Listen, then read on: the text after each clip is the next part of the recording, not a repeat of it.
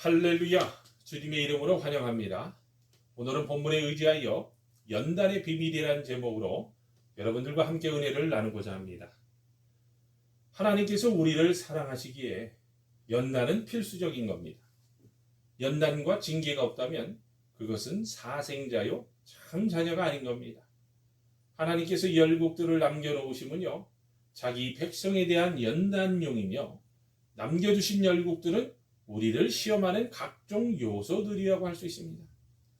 오늘 본문을 보면 하나님께서 이스라엘 백성들을 메소포타미아 왕 구산 리사다임에게 8년간이나 붙이셔서 징계하신 내용이 나타나는데, 구산 리사다임은 하나님께서 자기 백성을 연단하시는 연단의 도구입니다. 구산 리사다임, 여기에 하나님의 연단의 비밀이 담겨 있는 거예요. 그렇다면 여러분, 하나님께서 어떻게 우리를 연단시키실까요? 첫 번째입니다. 나와 같은 동류를 쓰셔서 연단시키신다는 겁니다. 여러분, 메소포타미아가 어디입니까? 아브라함의 고향입니다. 사도행전 7장 2절에서 3절을 보면요, 스데반이 이르되 여러분 부형들이여 들으소서.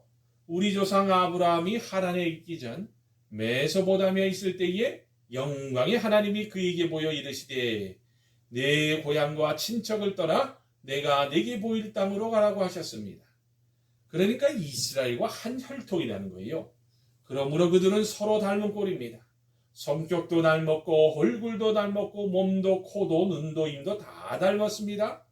이처럼 하나님께서는 이렇게 닮은 꼴을 쓰셔서 훈련시키십니다. 말이 많으면 말 많은 사람들을 들어서 연단을 시키시는 것을 볼 수 있어요. 그래서 말로 인한 온갖 괴로움을 당하게 하는겁니다. 또 다른 것과도 마찬가지입니다.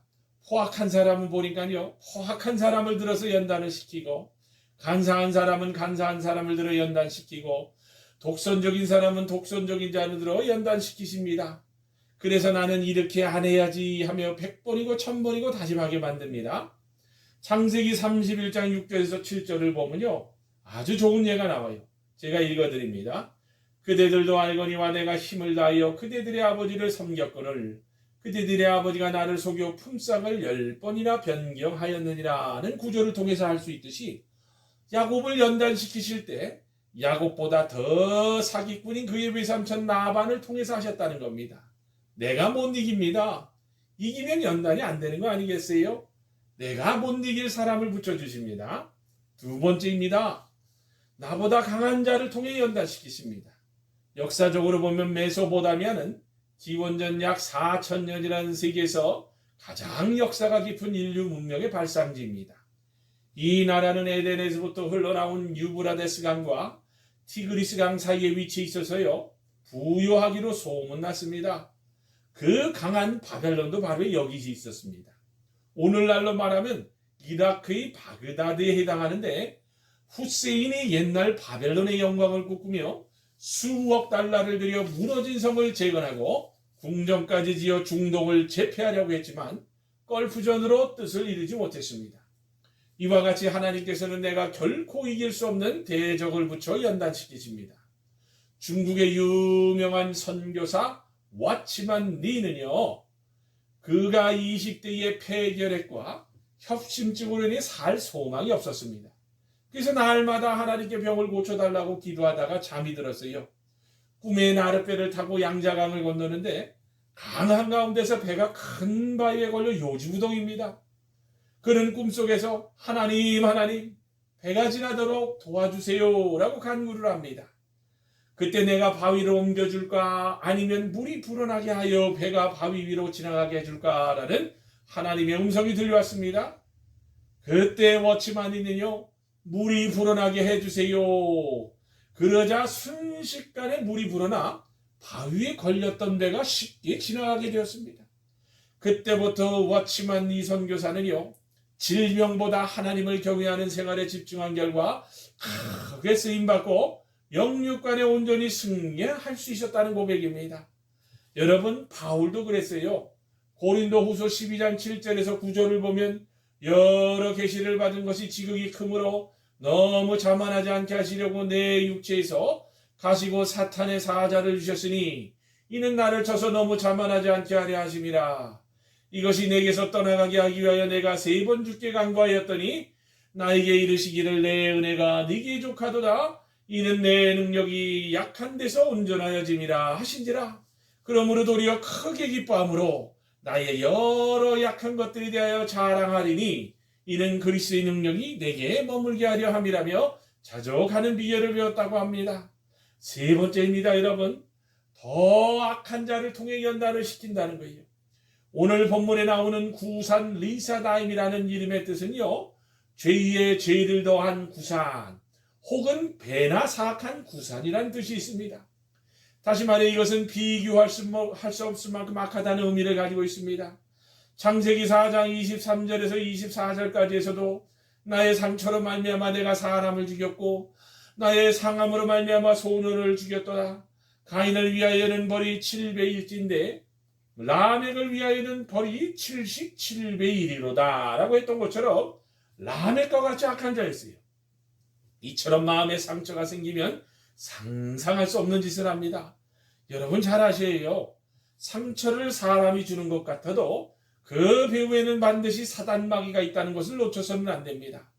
하나님의 성전을 헐고 돼지 피를 드렸던 주전 175년에서 164년 시리아의 왕 안티오쿠스 에피파네스의 그 악한 마음도 사탄이 준 겁니다. 구절에 의하면 그 후에 안티오쿠스가 페르시아의 페르세폴리스를 점령하려고 하였으나 강력한 저항으로 뜻을 이루지 못하고 수치스럽게 철수하는데 그때 마침 유대 전선에 파병했던 니가노르와 디모테오의 군대가 유대에게 패했다는 소식을 듣고 치밀어 오르는 화를 감당할 수가 없어서 유대인들에게 악납품을 할 결심을 합니다. 그래서 그는요, 예루살렘에 들어가기만 하면 그것을 유대인들의 공동묘지로 만들겠다고 하면서 목적지에 다다를 때까지 쉬지 말고 병거를 몰라고 명령을 했습니다. 그전에도 예루살렘 성전을 폐허로 만들고 모욕하고 안식일과 제사를 금지시키고 유대인 8만을 죽인 것도 모자라 다시 또 한번 전면시키겠다는 악한 마음을 품었습니다. 그런데 하나님은 살아계십니다. 안티오쿠스가 그 말을 끝내기가 무섭게 내장이 뒤틀리고 격심한 보통이 일어나서 어쩔 도리가 없었습니다. 그는 그 고통 속에서도 유대인들에게 불같이 화를 내고 폭언을 퍼부으면서 행군을 독촉하다가 질주하는 병구에서 떨어져 뼈가 산산조각이 나고 썩어 들어가 구더기가 구물거리고 몸에서 나는 악취를 견디어낼 수가 없었는데 얼마나 아프고 기가 꺾였으면 마음을 받고 하나님께 복종하는 것이 옳은 일이다.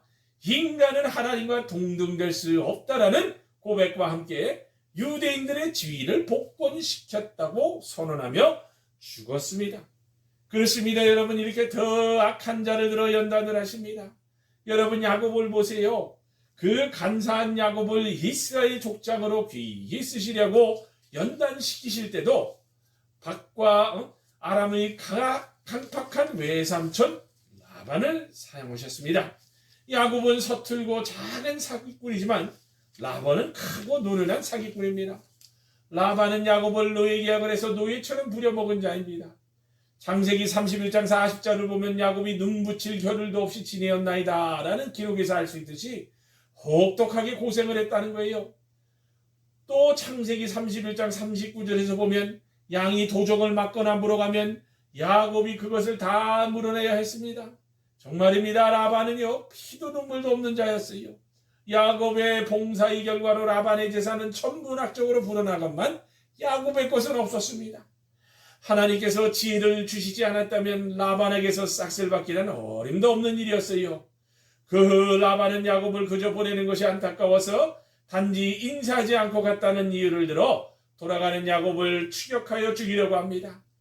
이렇게 하나님께서는 더 강하고 악한 사람을 사용하시어 연단시키시는데 이것이 바로 구산 리사다임입니다. 걸리면 끝장나는 거예요. 그렇다면 여러분, 마지막으로 어떻게 연단을 끝낼 수 있을까요? 오늘 본문 9절에서 10절에 그 답이 나와 있습니다. 9절과 10절을 11절을 제가 읽어드립니다.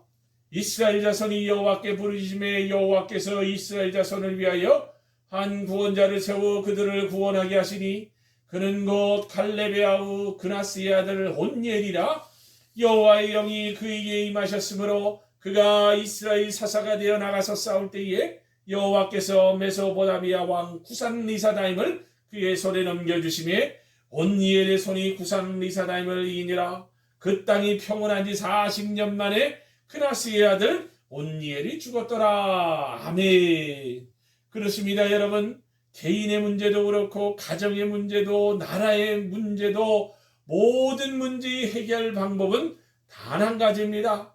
바로 이스라엘 자손들처럼 회개하며 하나님께 부르짖으시기 바랍니다. 부르짖었다는 것은 하나님 앞에 돌아왔다는 것이고 적극적인 믿음을 회복했으며 그 응답으로 온니엘을 주셨듯 하나님을 열심히 경외하는 마음에 성령을 주셔서 이기게 하십니다. 갈렙이 얼마나 위대하고 온니엘이 얼마나 위대합니까? 갈렙은 긍정적인 보고를 한 절망을 모르는 사람, 온니엘은 기앗 아르바를 정복한 불가능을 모르는 견고한 믿음의 사람들입니다. 그런 은혜를 주십니다. 주님은 우리 심령에 성령의 불이 타오르기를 원하고 계십니다. 그래서 히브리서 10장 35절에서 39절에서 놀라운 믿음의 고백이 기록되어 있지 않습니까? 제가 읽어드립니다. 그러므로 너희 담대함을 버리지 말라. 이것이 큰 상을 얻게 하느니라. 너희에게 인내가 필요하면 너희가 하나님의 뜻을 행한 후에 약속하신 것을 받기 위함이라. 잠시 잠깐 후면 오시리가 오시리니 지체하지 아니하시리라. 나의 의인은 믿음으로 말미암아 살리라. 또한 뒤로 물러가면 내 마음이 그를 기뻐하지 아니하리라 하셨느니라. 우리는 뒤로 물러가 멸망할 자가 아니요 오직 영혼을 구원함에 이르는 믿음을 가진 자니라. 아멘. 이런 불굴의 믿음을 가지시기를 바랍니다. 사랑하는 여러분, 말씀을 맺습니다. 우리는 하나님의 사랑받는 대상입니다. 그러기에 잘못되면 하나님께서 징계를 통해서라도 우리가 참 믿음에 돌아오게 하십니다. 이 징계에서 벗어날 길은 변화되는 길밖에 없습니다. 그러므로 이스라엘 백성들처럼 회개하고 부르짖으시길 바랍니다. 더 적극적인 믿음을 가지시길 바랍니다. 그래서 성령이 나타나 우리들이 변화되고 환경이 변화되는 귀한 복의 주인공들이 다 되시기를 주님의 이름으로 축원합니다. 아멘.